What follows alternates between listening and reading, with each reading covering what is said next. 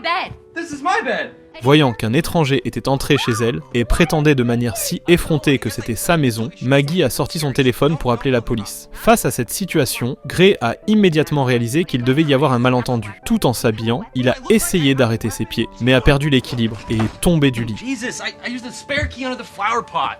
And how did you know there's a spare key under my flower pot? Because there's a spare key under every flower pot in Norwood. Ha! You're not in Norwood, you're in Westwood. Lorsqu'elle a mentionné que c'était Waywood, Gray a tout de suite compris que l'ami qui l'avait déposé avait dû donner la mauvaise adresse au chauffeur ou que le chauffeur avait mal entendu l'adresse. Et par coïncidence, Maggie et lui avaient encore fait tous deux l'habitude de cacher leurs clés de rechange sous le pot de fleurs. Après avoir expliqué que c'était un malentendu, elle a hésité puis a raccroché le téléphone, demandant à Gray d'attendre sur place pendant qu'elle allait chercher une serviette. C'est à ce moment-là que la sonnette de la porte a retenti. C'était l'ex-petit ami de Maggie. Comme il venait pas de rompre, il avait encore beaucoup d'affaires ici et venait les récupérer. À cet instant, Gray, qui enfilait son pantalon tout en descendant les escaliers, a trébuché et a dévalé les marches. L'homme a commencé à critiquer le caractère de Maggie, disant qu'elle enchaînait les relations sans interruption et qu'à peine séparée, elle couchait déjà avec quelqu'un d'autre. Puis, il s'est dirigé droit vers Gray, semblant prêt à en venir aux mains. Maggie s'est interposée à temps devant lui.